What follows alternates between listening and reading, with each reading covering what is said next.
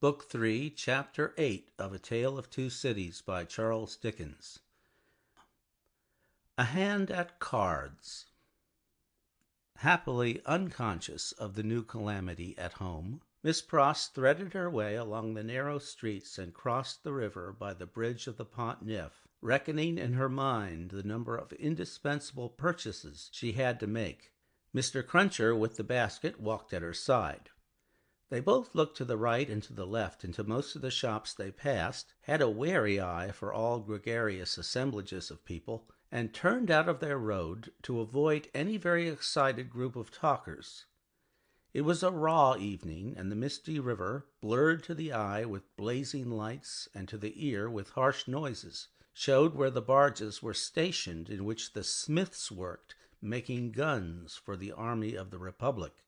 Woe to the man who played tricks with that army, or got undeserved promotion in it. Better for him that his beard had never grown, for the national razor shaved him close. Having purchased a few small articles of grocery and a measure of oil for the lamp, Miss Pross bethought herself of the wine they wanted. After peeping into several wine shops, she stopped at the sign of the good Republican Brutus of Antiquity, not far from the National Palace, once and twice the Tuileries, where the aspect of things rather took her fancy. It had a quieter look than any other place of the same description they had passed, and though red with patriotic caps, was not so red as the rest. Sounding Mr. Cruncher and finding him of her opinion, Miss Pross resorted to the good Republican Brutus of Antiquity, attended by her cavalier. Slightly observant of the smoky lights of the people, pipe in mouth, playing with limp cards and yellow dominoes, of the one bare-breasted, bare-armed, soot-begrimed workman reading a journal aloud, and of the others listening to him, of the weapons worn or laid aside to be resumed, of the 2 or 3 customers fallen forward asleep, who in the popular high-shouldered shaggy black spencer look in that attitude like slumbering bears or dogs, the 2 outlandish customers approached the counter and showed what they wanted. As their wine was measuring out, a man parted from another man in a corner and rose to depart. In going, he had to face Miss Pross. No sooner did he face her than Miss Pross uttered a scream and clapped her hands. In a moment the whole company were on their feet. That somebody was assassinated by somebody, vindicating a difference of opinion, was the likeliest occurrence. Everybody looked to see somebody fall, but only saw a man and a woman standing, staring at each other. The man with all the outward aspect of a Frenchman and a thorough Republican, the woman evidently English. What was said in this disappointing anticlimax by the disciples of the good Republican Brutus of Antiquity, except that it was something very voluble and loud, would have been as much Hebrew or Chaldean to Miss Pross and her protector, though they had been all ears. But they had no ears for anything in their surprise, for it must be recorded that not only was Miss Pross lost in amazement and agitation, but Mr. Cruncher, though it seemed on his own separate and individual account, was in a state of the greatest wonder. "What is the matter?" said the man who had caused Miss Pross to scream, speaking in a vexed, abrupt voice, though in a low tone and in English. "Oh, Solomon! Dear Solomon!" cried Miss Pross, clasping her hands again. "After not setting eyes upon you or hearing you for so long a time, do I find you here?" "Don't call me Solomon. Do you want to be the death of me?" asked the man in a furtive, frightened way. "Brother, brother!" cried Miss Pross, bursting into tears. "Have I ever been so hard with you that you ask me such a cruel question?" "Then hold your meddlesome tongue," said Solomon, "and come out if you want to speak to me. Pay for your wine and come out. Who's this man?" Miss Pross, shaking her loving and dejected head at her by no means affectionate brother, said through tears, "Mr. Cruncher." "Let him come out too," said Solomon. "Does he think me a ghost?" Apparently Mr. Cruncher did, to judge from his looks. He said not a word, however, and Miss Pross, exploring the depths of her reticule through her tears with great difficulty, paid for her wine. As she did so, Solomon turned to the followers of the good Republican Brutus of antiquity and offered a few words of explanation in the French language, which caused them all to relapse into their former places and pursuits. "Now," said Solomon, stopping at the dark street corner, "what do you want?" "How dreadfully unkind in a brother nothing has ever turned my love away from," cried Miss Pross, "to give me such a greeting and show me no affection." "There, confound it, there," said Solomon, making a dab at Miss Pross's lips with his own. "Now are you content?" Miss Pross only shook her head and wept in silence. "If you expect me to be surprised," said her brother Solomon, "I am not surprised. I knew you were here. I know of most people who are here. If you really don't want to endanger my existence, which I half believe you do, go your ways as soon as possible and let me go mine. I am busy. I am an official." "My English brother Solomon," mourned Miss Pross, casting up her tear-fraught eyes, "that had the makings in him of one of the best and greatest of men in his native country, an official among foreigners, and such foreigners! I would almost sooner have seen the dear boy lying in his—" "I said so," cried her brother, interrupting. "I knew it. You want to be the death of me. I shall be rendered suspected by my own sister, just as I am getting on." "The gracious and merciful heavens forbid!" cried Miss Pross. "Far rather would I never see you again, dear Solomon, though I have ever loved you truly, and ever shall. Say but one affectionate word to me, and tell me there is nothing angry or estranged between us, and I will detain you no longer." Good Miss Pross! As if the estrangement between them had come of any culpability of hers! As if Mr. Lorry had not known it for a fact years ago in the quiet corner of Soho that this precious brother had spent her money and left her. He was saying the affectionate word, however, with a far more grudging condescension and patronage than he could have shown if their relative merits and positions had been reversed, which is invariably the case all the world over, when Mr. Cruncher, touching him on the shoulder, hoarsely and unexpectedly interposed with the following singular question: "I say, might I ask the favor as to whether your name is John Solomon or Solomon John?" The official turned towards him with sudden distrust. He had not previously uttered a word. "Come," said Mr. Cruncher, "speak out, you know," which, by the way, was more than he could do himself. "John Solomon or Solomon John? She calls you Solomon, and she must know, being your sister, and I know you're John, you know.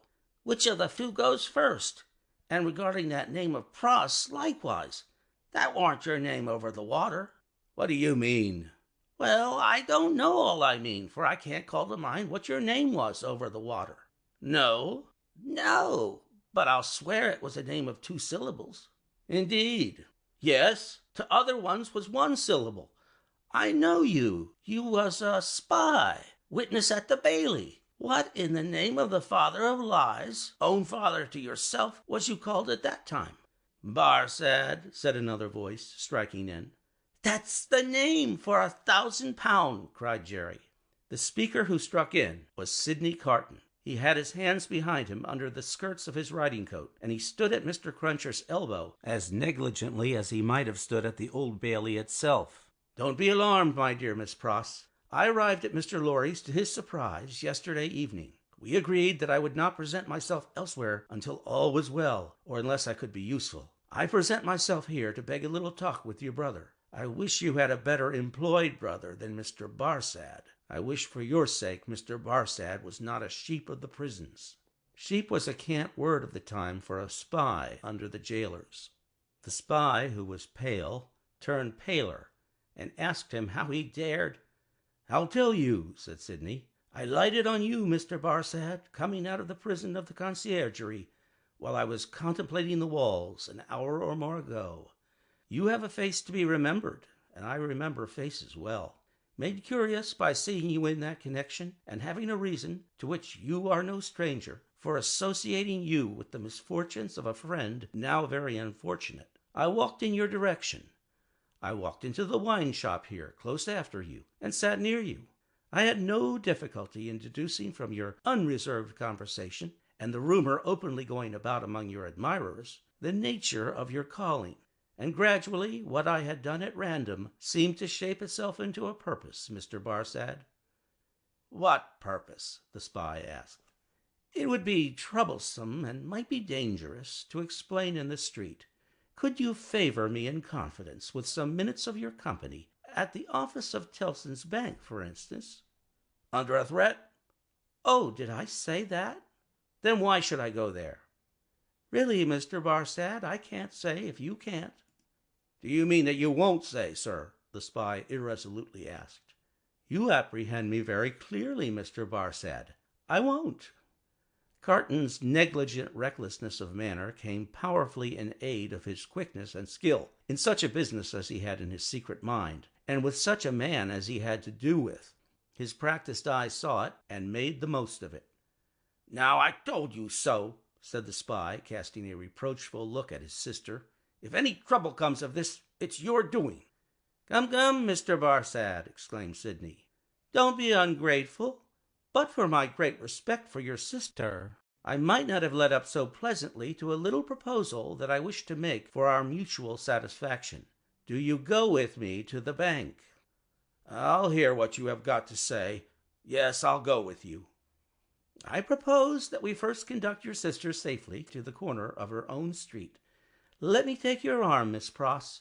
This is not a good city at this time for you to be out in unprotected. And as your escort knows Mr. Barsad, I will invite him to Mr. Lorry's with us. Are we ready? Come, then." Miss Pross recalled soon afterwards, and to the end of her life remembered, that as she pressed her hands on Sidney's arm and looked up in his face, imploring him to do no hurt to Solomon, there was a braced purpose in the arm and a kind of inspiration in the eyes, which not only contradicted his light manner, but changed and raised the man. She was too much occupied then with fears for the brother who so little deserved her affection, and with Sidney's friendly reassurances, adequately to heed what she observed. They left her at the corner of the street, and Carton led the way to Mr. Lorry's, which was within a few minutes' walk. John Barsad, or Solomon Pross, walked at his side. Mr. Lorry had just finished his dinner, and was sitting before a cheery little log or two of fire, perhaps looking into their blaze for the picture of that younger elderly gentleman from Tellson's, who had looked into the red coals at the Royal George at Dover, now a good many years ago. He turned his head as they entered, and showed the surprise with which he saw a stranger. "Miss Pross's brother, sir," said Sidney. "Mr. Barsad." "Barsad," repeated the old gentleman. "Barsad. I have an association with the name and with the face." "I told you had a remarkable face, Mr. Barsad," observed Carton coolly. "Pray sit down." As he took a chair himself, he supplied the link that Mr. Lorry wanted, by saying to him with a frown, "Witness at that trial." Mr. Lorry immediately remembered, and regarded his new visitor with an undisguised look of abhorrence. "Mr. Barsad has been recognized by Miss Pross as the affectionate brother you have heard of," said Sidney, "and has acknowledged the relationship. I pass to worse news. Darnay has been arrested again." Struck with consternation, the old gentleman exclaimed, "What do you tell me?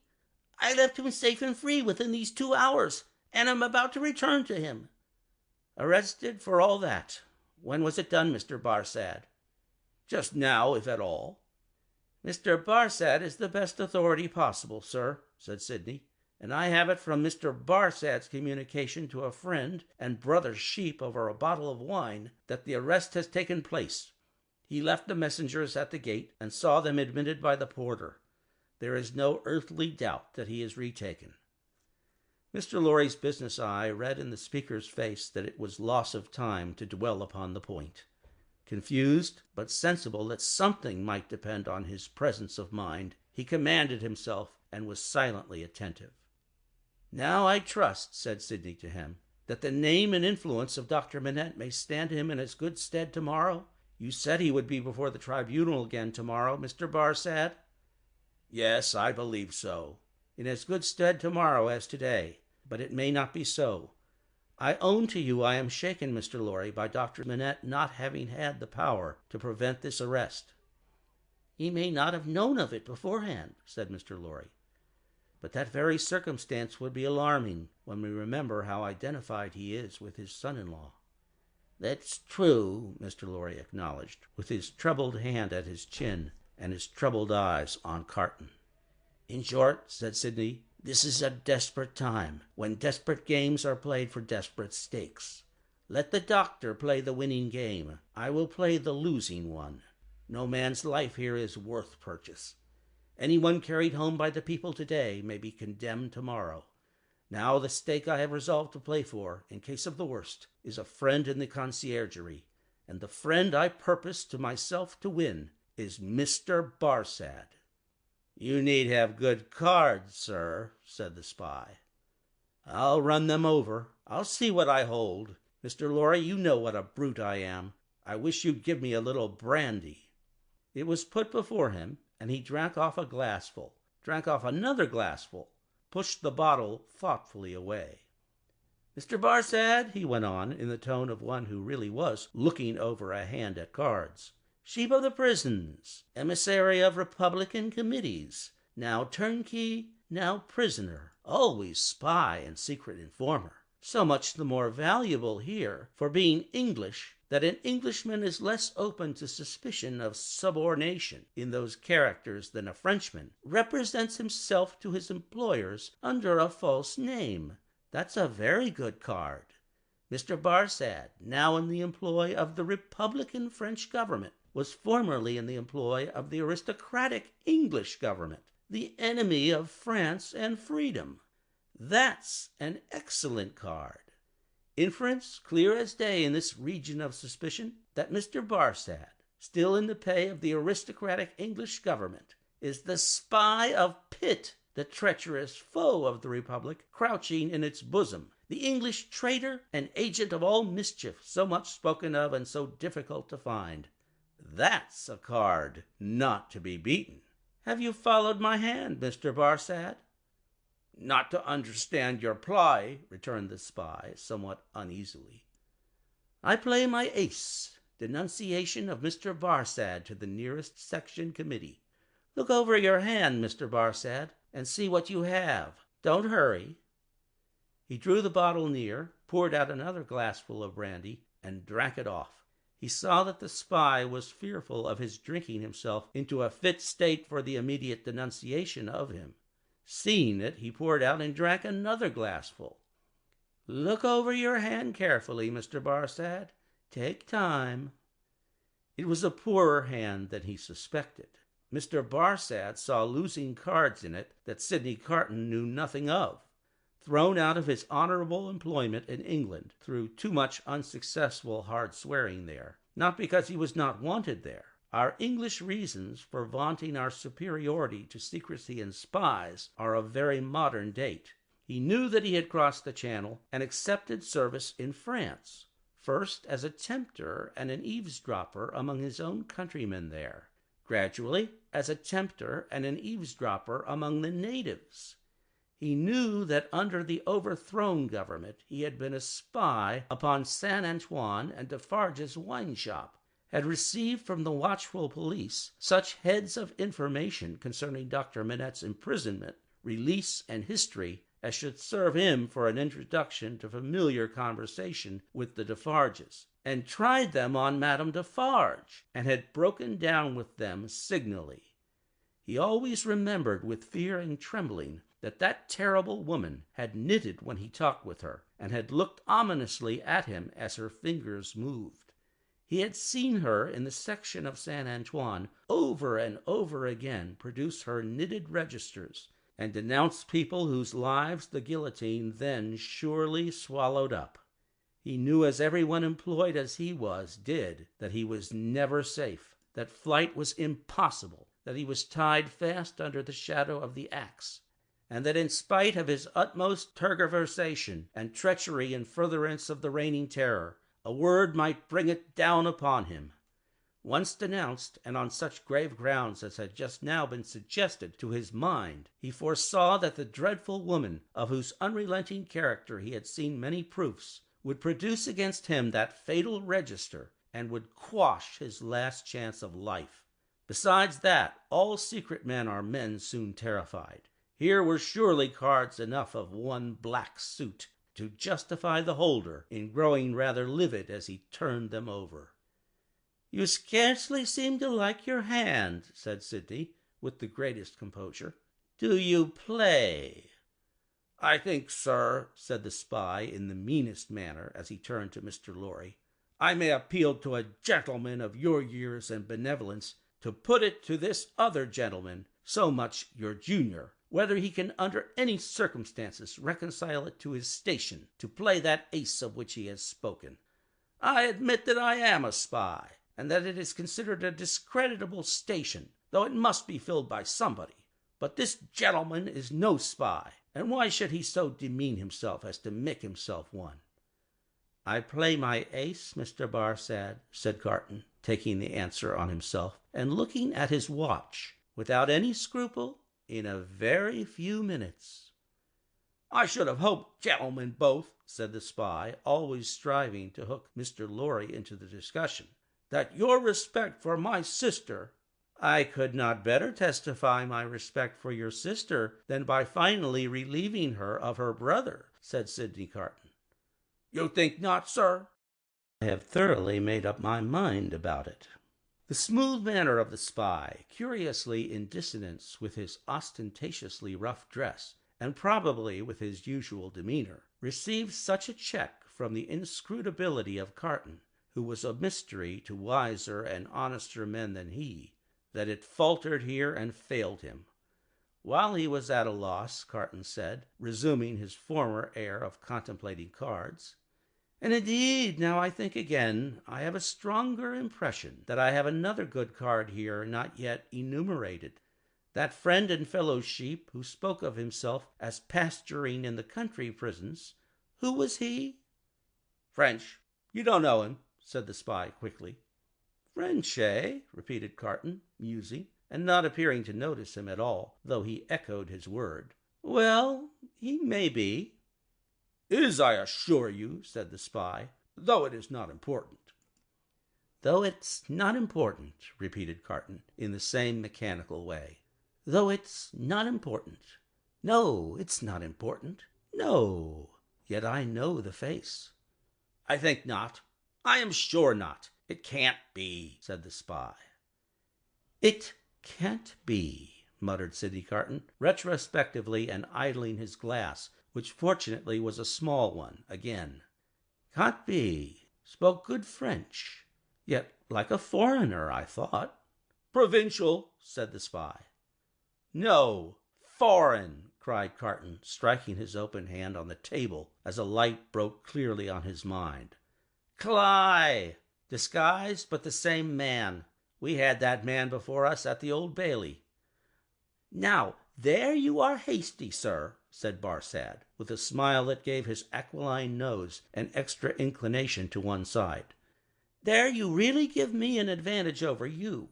Cly, who I will unreservedly admit at this distance of time was a partner of mine, has been dead several years. I attended him in his last illness. He was buried in London, at the church of St. Pancras in the Fields. His unpopularity with the blackguard multitude at the moment prevented my following his remains, but I helped to lay him in his coffin." Here Mr. Lorry became aware, from where he sat, of a most remarkable goblin shadow on the wall. Tracing it to its source, he discovered it to be caused by a sudden extraordinary rising and stiffening of all the risen and stiff hair on Mr. Cruncher's head. "Let us be reasonable," said the spy, "and let us be fair. To show you how mistaken you are, and what an unfounded assumption yours is, I will lay before you a certificate of Cly's burial, which I happen to have carried in my pocketbook." With a hurried hand he produced and opened it. "Ever since. There it is. Oh, look at it, look at it. You may take it in your hand. It's no forgery." Here Mr. Lorry perceived the reflection on the wall to elongate, and Mr. Cruncher rose and stepped forward. His hair could not have been more violently on end if it had been that moment dressed by the cow with the crumpled horn in the house that Jack built. Unseen by the spy, Mr. Cruncher stood at his side and touched him on the shoulder like a ghostly bailiff. "That there Roger Cly, master," said Mr. Cruncher, with a taciturn and iron-bound visage.